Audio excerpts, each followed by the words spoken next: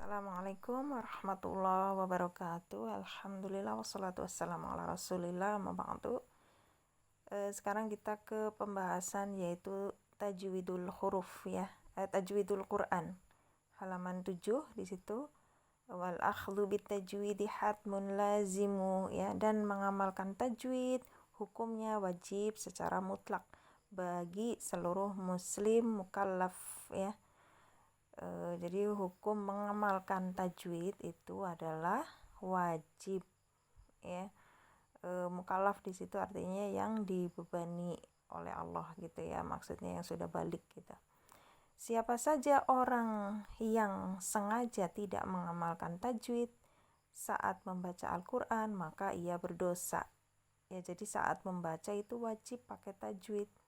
Adapun secara teori ya, misalnya mengenal nama-nama hukumnya, lalu pokoknya mempelajari kitab tajwidnya itu hukumnya tidak wajib ya.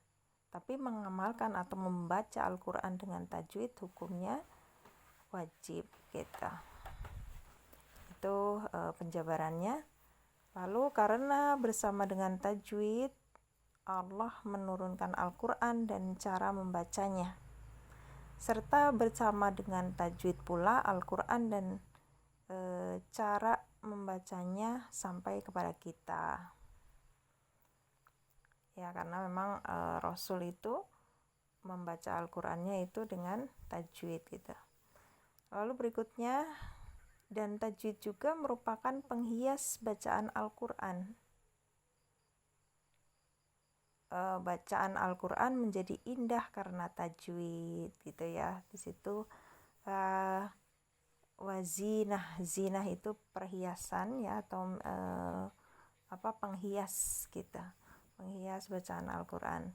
Bukan sekedar karena indahnya suara atau langgam ya, baik itu saat tilawah itu artinya adalah tadarus ya, baca gitu, atau ada di situ ya, wal adai di situ, wazinatul adai artinya talaki atau mengambil bacaan dari guru, itu namanya ada ya, atau kiroah ya.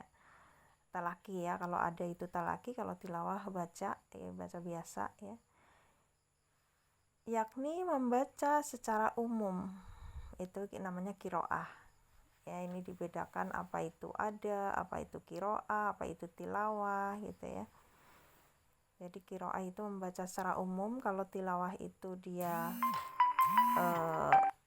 tadarusan atau membaca Al-Quran ya. Sedangkan ada di situ artinya talaki kepada guru gitu. Artinya Al-Quran mesti dihiasi dengan tajwid dalam keadaan apapun.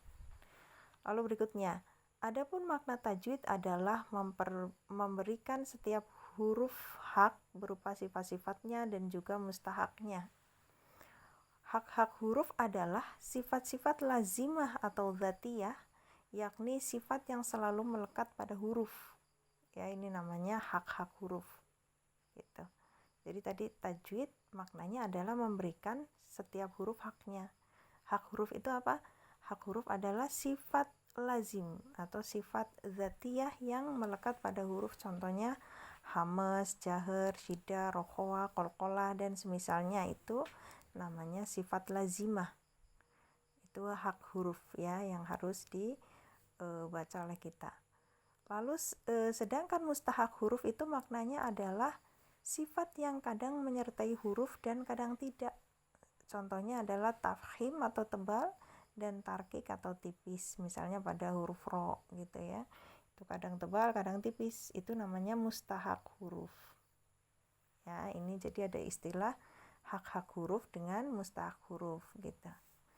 Lalu berikutnya, tajwid juga artinya adalah mengembalikan setiap huruf ke makhraj asalnya, yakni tidak mengucapkan huruf hijaiyah sembarangan, bukan dari tempat keluar yang sebenarnya ya. Lalu berikutnya, serta konsisten dalam membaca lafaz-lafaz yang sama hukumnya, tidak membeda-bedakan satu sama lainnya dalam sekali baca ya. Misalnya mad wajib mutasil. Kalau mau 4 terus bacanya gitu, 4 harokat terus bacanya, nggak boleh yang ayat ke-1 4 harokat, yang ayat kedua 5 harokat, ya enggak ya, tapi harus konsisten gitu, bacanya 4 terus gitu. Misalnya kita membaca mad wajib dengan 5 harokat pada satu ayat gitu kan, maka bila bertemu dengan mad wajib di ayat yang lain, kita harus membacanya 5 harokat juga gitu, dengan hitungan yang sama. Begitu pula pada hukum-hukum tajwid lain ya. Berikutnya bait berikutnya halaman 8 ya, di situ tajwid juga bermakna membaca Al-Quran dengan sempurna, baik dari sisi makhraj, sifat, dan hukum-hukumnya tanpa berlebihan. Seperti orang yang mengucapkan hamzah terlalu ditekan, sehingga mirip orang yang muntah gitu ya. Jadi huruf hamzahnya itu jangan a gitu ya, atau seperti orang muntah gimana? Gitu ya, enggak, tapi dia a gitu, agak senyum ya mulut kita saat mengucapkan hamzah, itu huruf tipis ya, huruf hamzah itu a, bukan gitu ya. Atau mengucapkan mad yang 2 harokat menjadi 4 hingga 6 harokat gitu ya, mengucapkan mad yang 2 harokat menjadi 4 harokat atau jadi 6 harokat ya, tentunya ini berlebihan gitu. Jadi usaha kita adalah mengerahkan kemampuan sekuat tenaga sehingga tercapai kesempurnaan bacaan, bukan untuk melebihi kapasitas dari apa yang disyariatkan, lalu mengalirkan bacaan dengan pengucapan yang lembut tanpa sembarangan, yakni dengan mudah dan ringan saat mengucapkannya ya, namun tetap memenuhi kadar ketentuan yang telah ditetapkan, bukan mengucapkannya sembarangan dan asal-asalan semau kita ya, bisa dipahami lah ya. Lalu berikutnya, dan tidak ada yang membedakan antara orang yang mengamalkan tajwid dengan orang yang meninggalkannya, kecuali latihan terus-menerus secara konsisten dengan lisannya. Artinya, seseorang yang mempelajari tajwid tidak akan mendapatkan apa-apa. Ia tidak akan berbeda dengan orang yang tidak mempelajari tajwid, kecuali bila ia rajin melatih ilmu yang dipelajarinya dengan konsisten dan diiringi dengan kesabaran ya. Ini udah selesai untuk bab tajwidul Quran ya.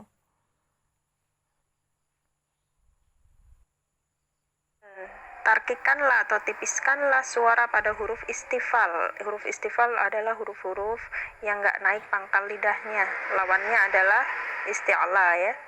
Jadi suaranya tipis atau senyum ya cara bacanya kan. Karena kondisi asal mereka adalah tipis ya. Kecuali alif, lam, dan ro ya. Karena kalau ro itu kan ada yang hukumnya tafkhim dan tarkik gitu ya.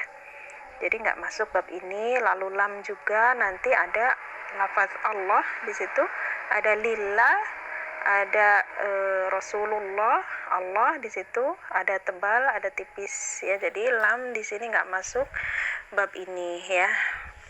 Lalu juga alif ya, alif di situ juga alif mad, dia akan mengikuti huruf sebelumnya ya. Kalau huruf sebelumnya dia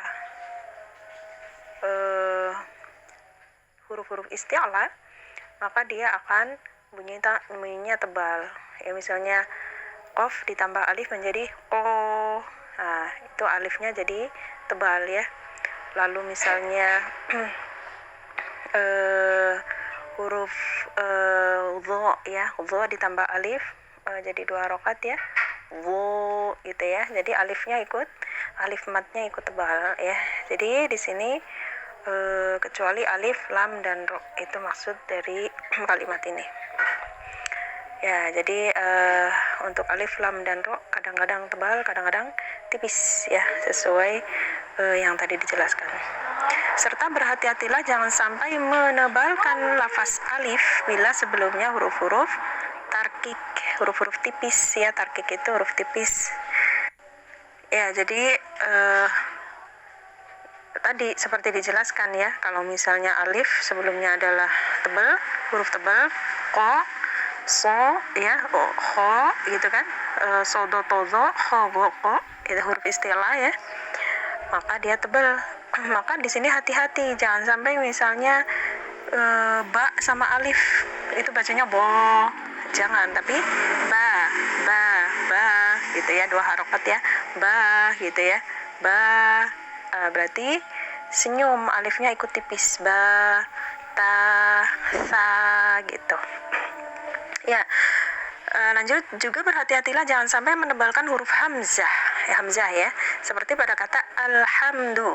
Di situ kan alhamdu hamzah di awal ya, alhamdu, jangan jadi bacanya senyum ya, a-nya alhamdu gitu, alhamdu ya, senyum seperti yang saya jelaskan di Zoom ya.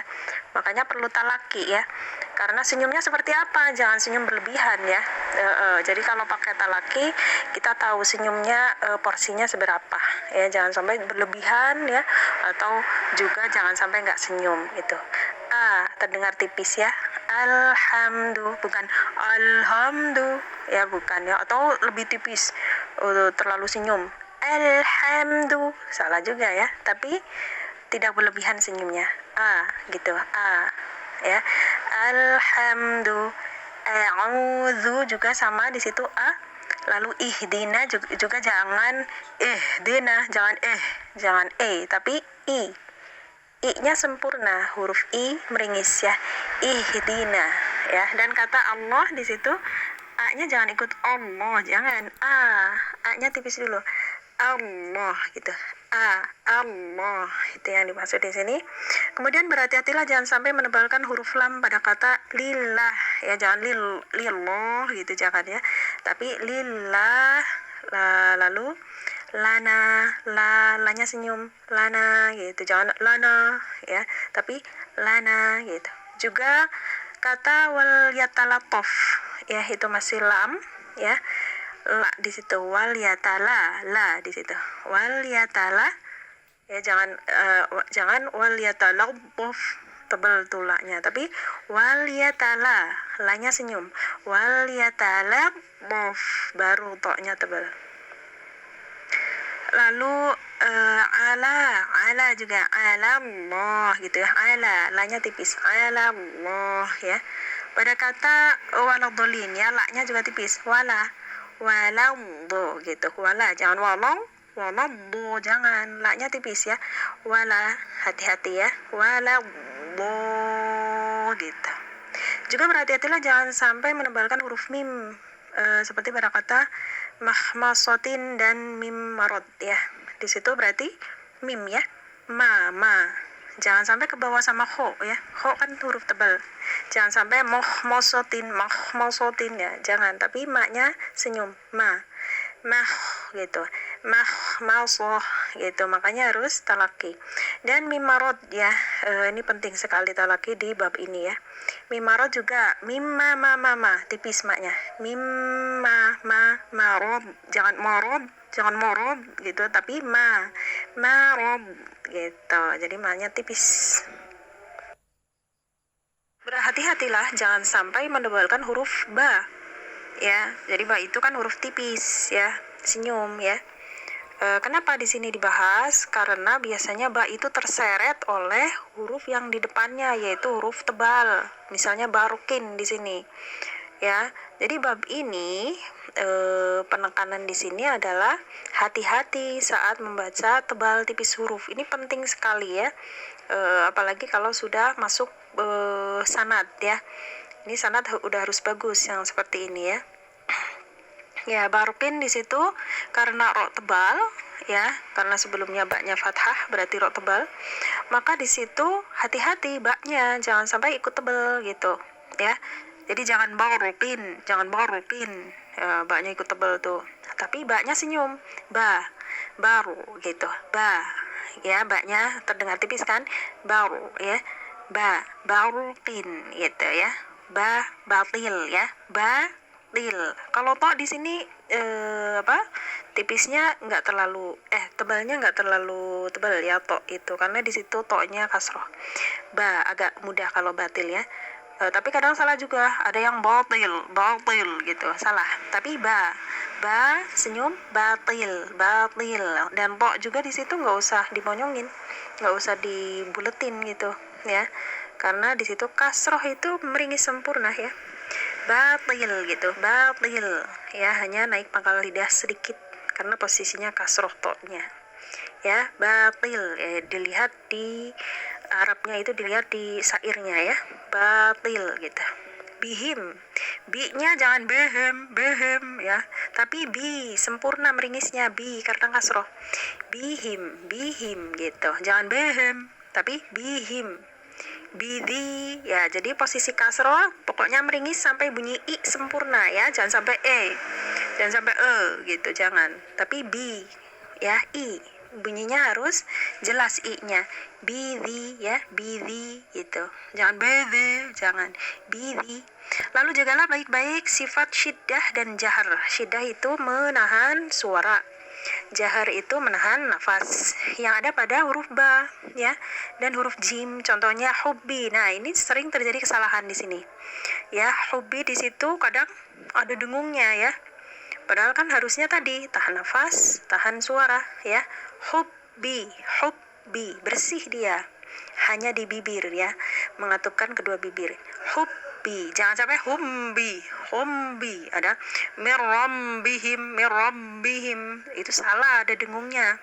Tapi rabbihim bersih dia baknya, rabbihim, hubbi ya, syiddah rokhwah, hubbi ya. Lalu as-sabari ya, sabari ya.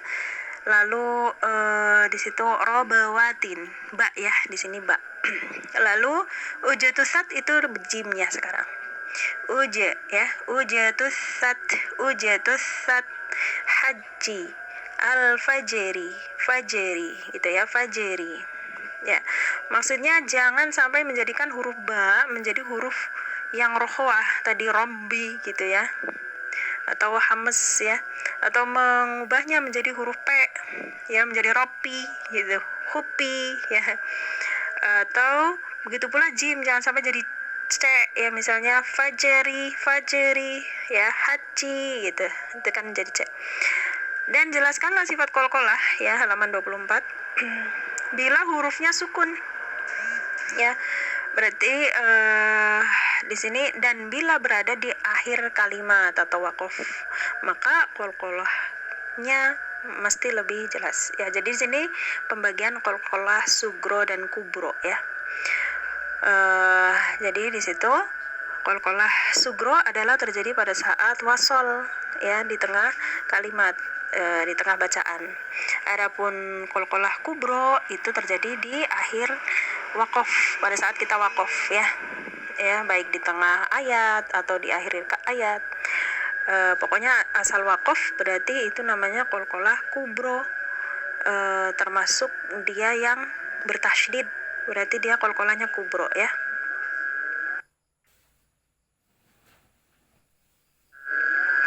Kayak gitu, misalnya yang qalqalah sugro, maq'adi itu kan, maq'adi dia wasol ke a ya, maq'a gitu.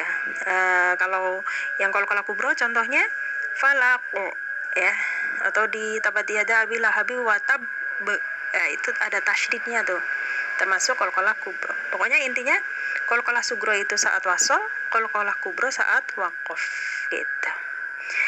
Baik yang tasydid maupun tidak bertasydid ya, itu adalah qalqalah kubro pada saat waqaf. Dan juga berhati-hatilah jangan sampai menebalkan huruf ha ya, bukan ha besar tapi ha kecil.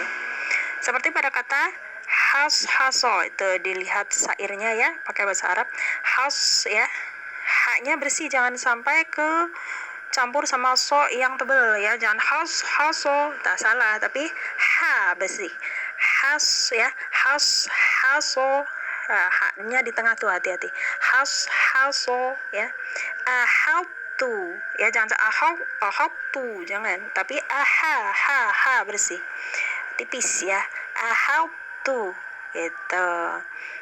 Lalu ahaqtu, jangan ahaqtu, jangan, ha-nya bersih, ahaqtu.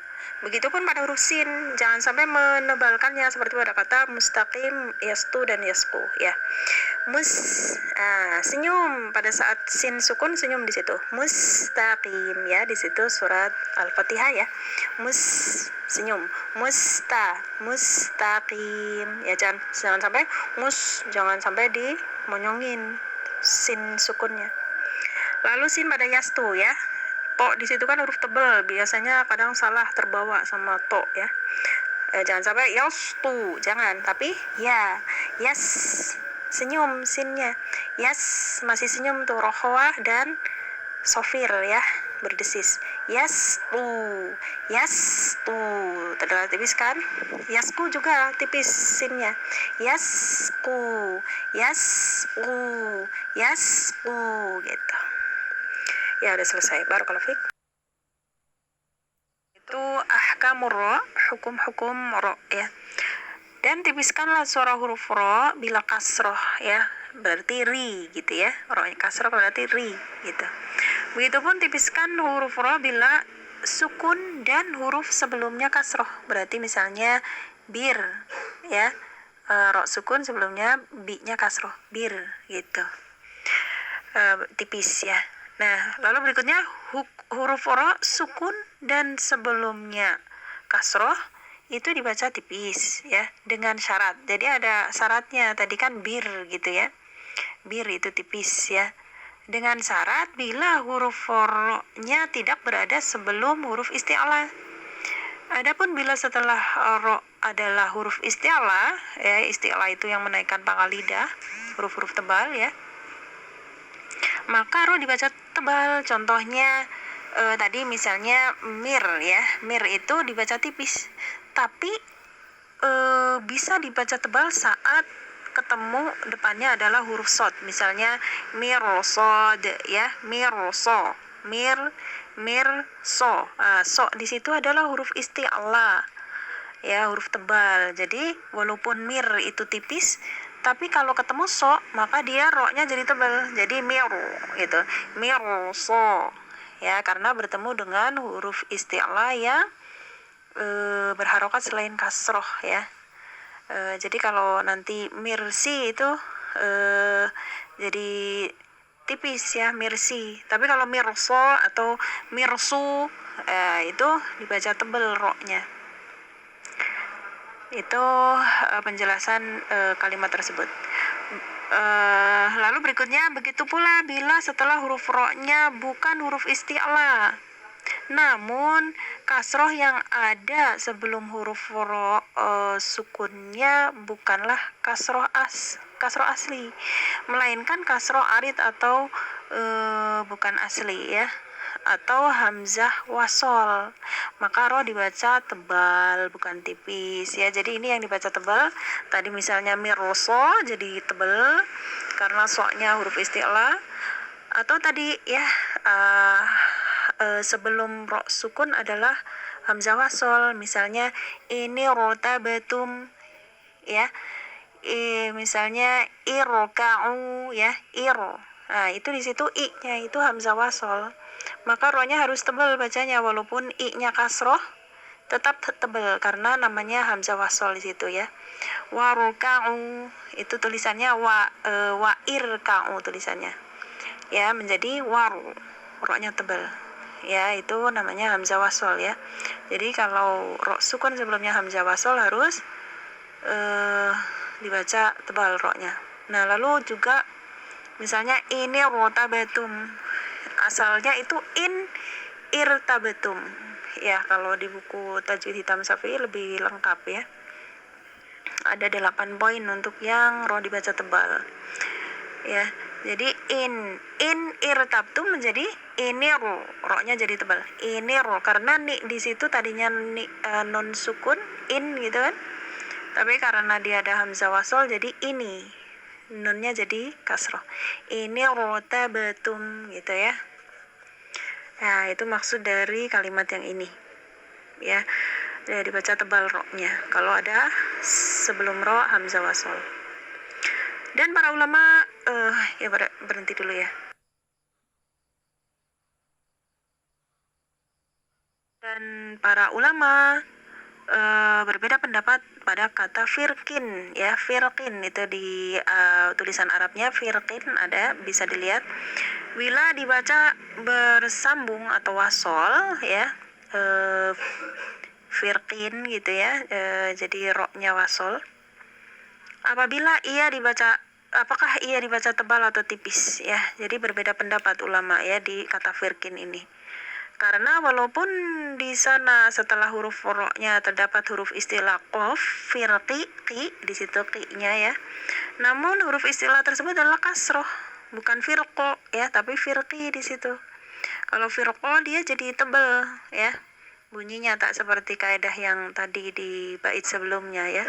Firqo, lalu firqu, jadi tebal tuh karena istilahnya berharokat fathah atau dhammah. Tapi di sini istilahnya qafnya di situ kasroh.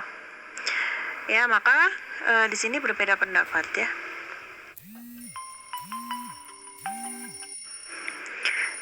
Di mana ia berada pada derajat tafkhim yang sangat lemah ya. Qi di situ tafkhim tebal, tapi dia tebalnya karena kasroh, tebalnya sangat lemah derajatnya. Ya, jadi di sini bisa ro dibaca tipis, bisa ro tersebut dibaca tebal ya. Bisa firqin tipis atau bisa fi'l tebal. Firqin gitu. Nah, lalu berikutnya, dan sembunyikanlah sifat takrir pada huruf ro ya, takrir bergetar kemarin ya. Makanya di halaman ini sih, halaman 24, 25, 23 tadi itu harus melalui tahapan sudah paham tentang makhraj dan sifat huruf yang kemarin ya. Jadi pahami makhraj dan sifat huruf ya dengan benar-benar paham ya. Jadi melewati bait-bait ini tuh mudah ya, karena istilah semua di sini, takrir, istilah istiqla, istifal gitu ya. Ya, dan sembunyikanlah sifat takrir pada huruf ro pada saat ia ditasydidkan. Tasydid ya, ro-nya tasydid. Maksudnya getaran pada huruf ro tidak terlalu tampak sebagaimana pada huruf ro dalam bahasa Indonesia, namun bukan berarti menjadi hilang seperti pelafalan huruf ro dalam bahasa Inggris. Jadi kalau bahasa Indonesia kan gitu ya, bir gitu ya, bergetar ya. Jadi nggak seperti bahasa Indonesia, atau juga nggak seperti bahasa Inggris yang hilang gitu. How are you? Itu terlalu hilang ya. Nah, ketepatan pengucapan huruf ro akan diraih melalui talaki dan latihan ya. Jadi bismillahirrahmanirrahim gitu kan, tasydid tuh di situ. Rahmanirrahim ya. Jadi nggak bergetar banyak, cukup satu getaran ya. Juga nggak terlalu hilang ya gitu. Lalu alamat ya, halaman 26 sekalian. Dan tebalkanlah suara huruf lam pada lafaz Allah ya. Bila sebelum lafaz tersebut terdapat huruf yang berharokat fathah atau dhammah, gampang ya ini ya. Jadi lafaz Allah itu ada dua hukum, tafkhim dan tarkik.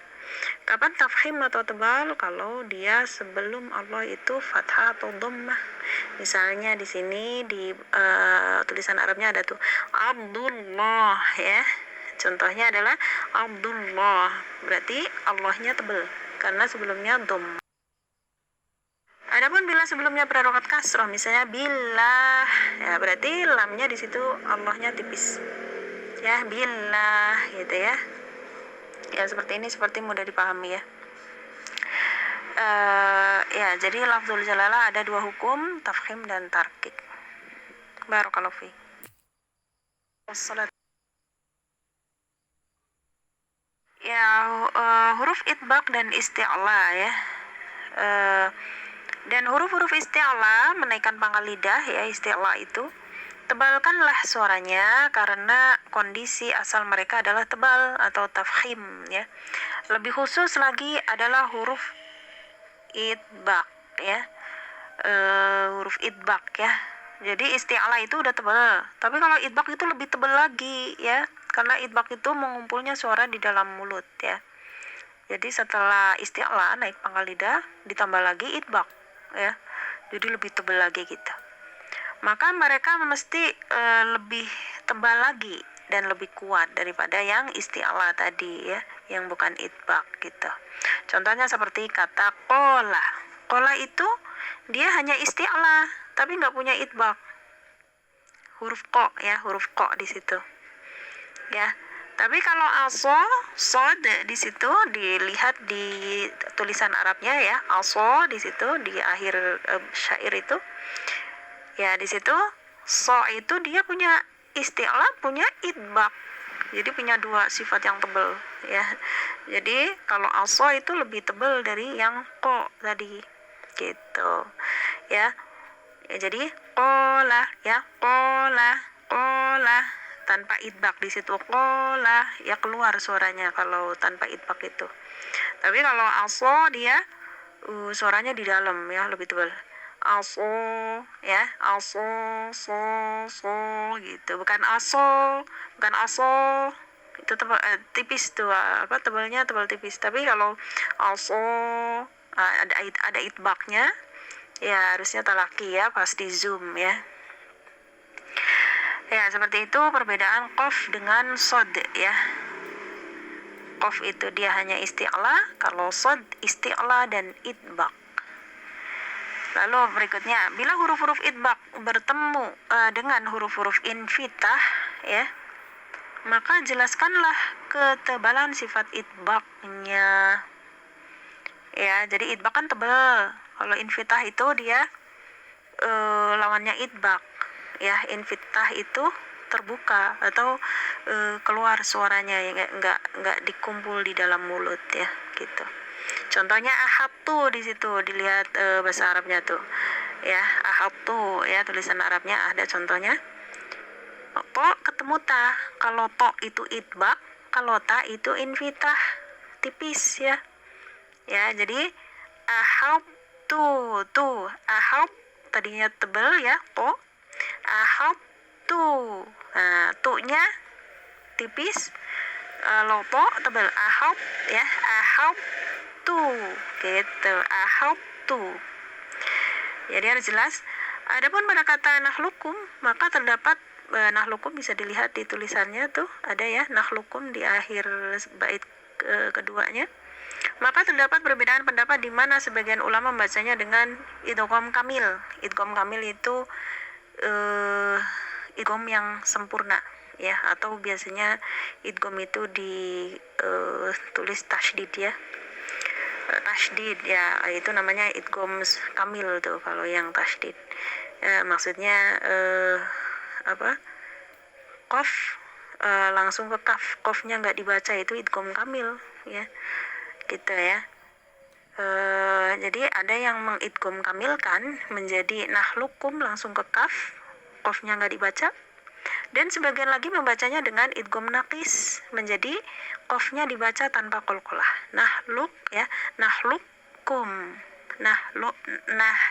nahlukum gitu ya. Jadi qaf dulu tanpa qalqalah baru kaf, itu namanya naqis. Itu ya. Jadi ada dua pendapat di sini ya untuk kata nahlukum. Barakallahu fi.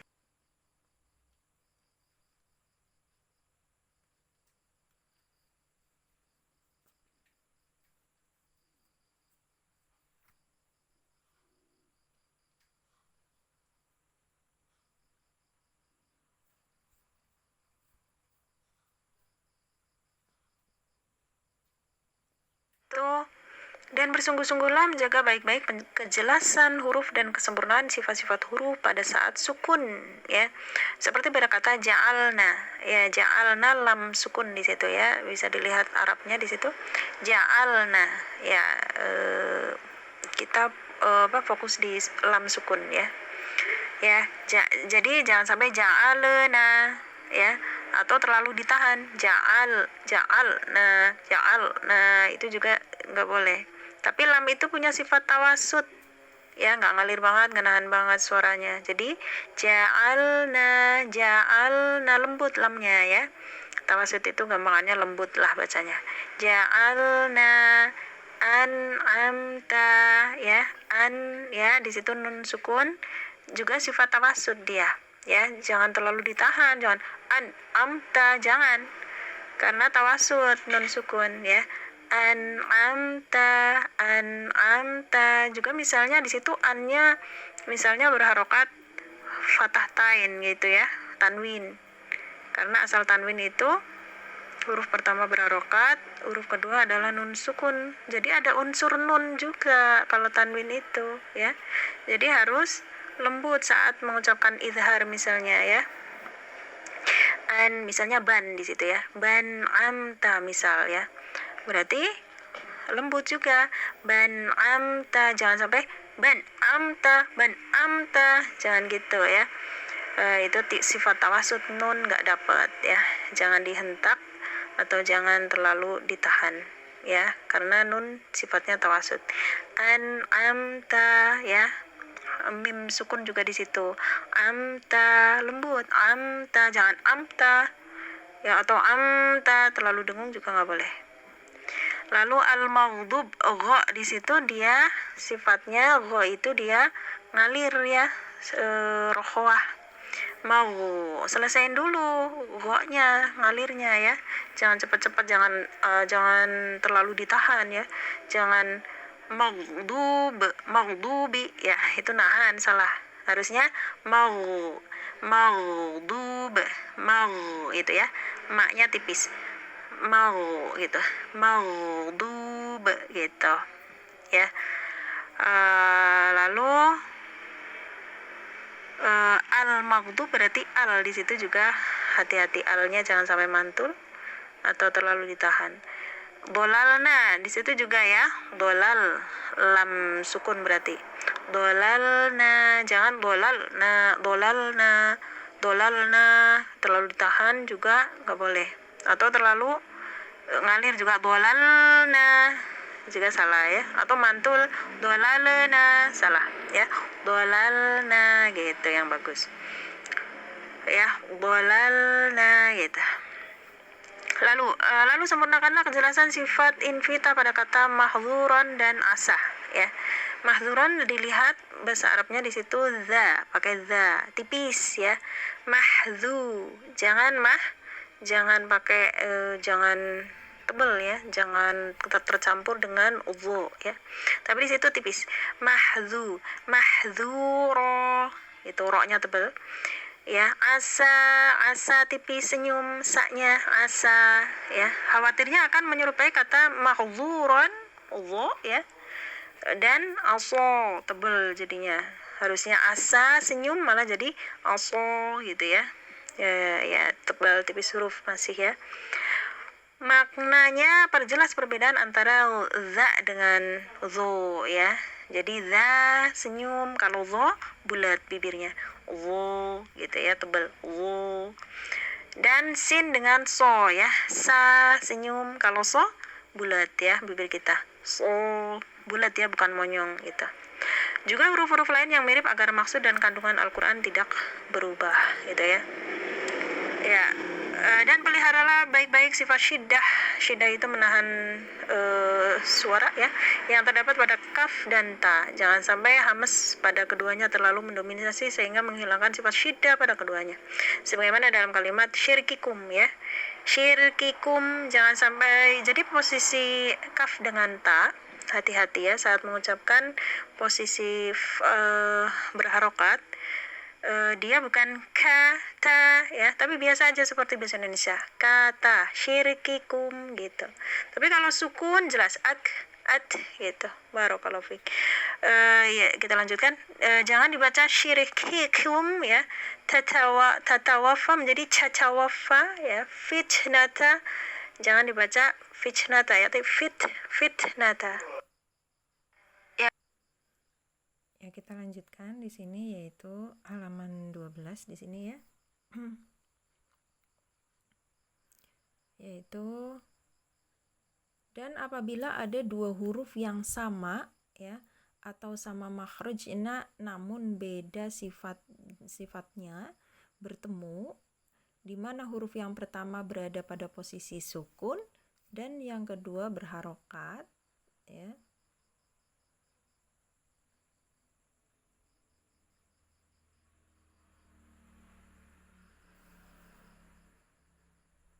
Maka idgomkanlah, yakni huruf pertama melebur kepada huruf yang kedua, seperti kata qurrabbi, ya, yang dibaca di situ,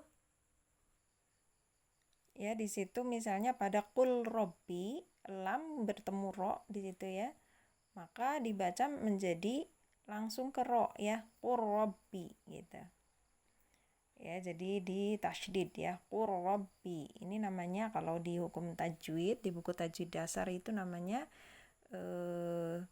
mutaqoribain, ya, idgham mutaqoribain, yaitu lam ketemu ro. Maka dibaca menjadi melebur atau diidghamkan menjadi qurrabbi gitu. Lalu bala di situ sama-sama la dibaca dengan bala. Nah, untuk tekanannya itu lama menekannya itu satu harokat aja, jangan lama-lama, ya. Jangan bala, jangan, tapi bala, bala gitu. Namun idharkanlah, maksudnya perjelas bunyi dari kedua huruf tersebut, ya. Di situ sesuai dengan kaidah tadi, ya, bala, qurrabbi gitu. Lalu bait berikutnya fi yaumi ma qalu wa hum wa qul na'am, ya. Bila huruf yang pertamanya adalah huruf mat, ya, seperti pada kata fi yaum, ya, fi yaumin, ya, di situ fi yaum, fi di situ ada mat, ya, tidak dibaca dengan fi yaum gitu, jangan di tasydid, ya, karena fi di situ mat, bukan bukan ya sukun di situ, tapi ya sukun di situ suruh dipanjangkan gitu maksudnya. Fi yaumin, jadi jelas, ya. Jadi maksud namun idharkanlah, ya, tadi yang di bait sebelumnya, ya. Namun idharkanlah gitu kan.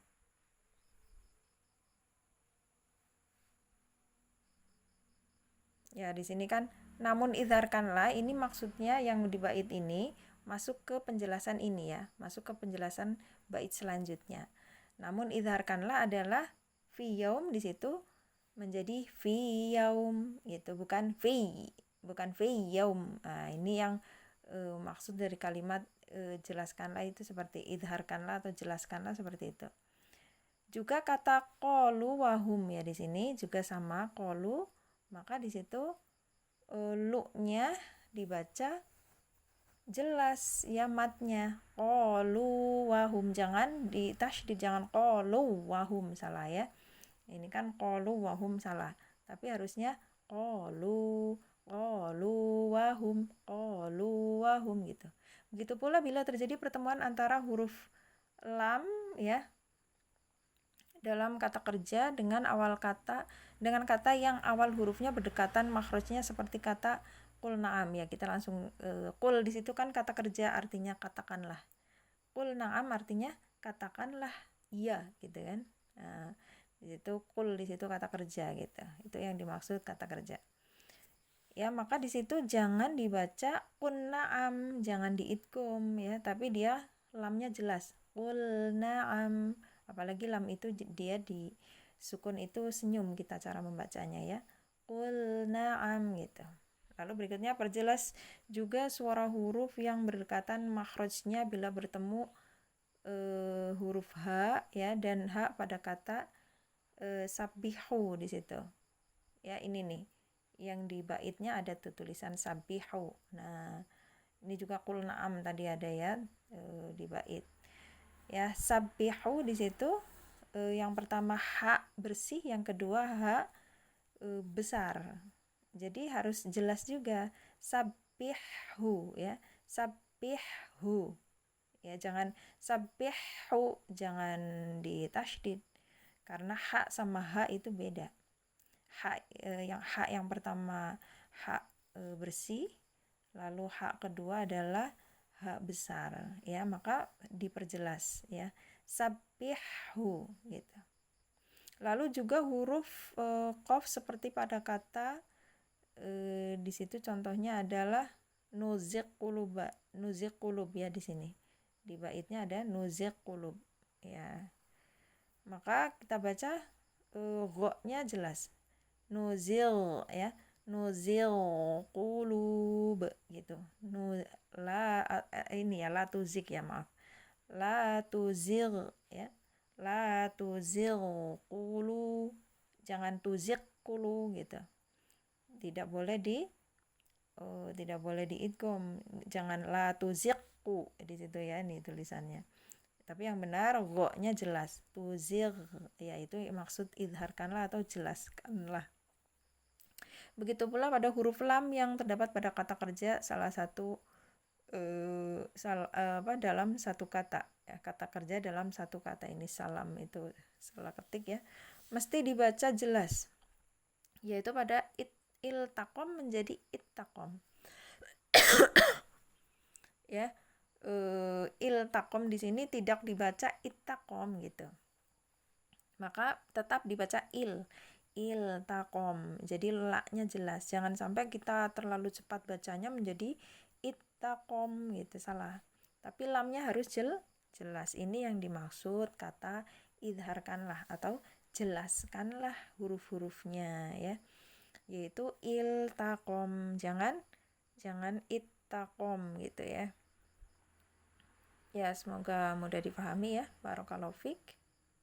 Assalamualaikum warahmatullahi wabarakatuh.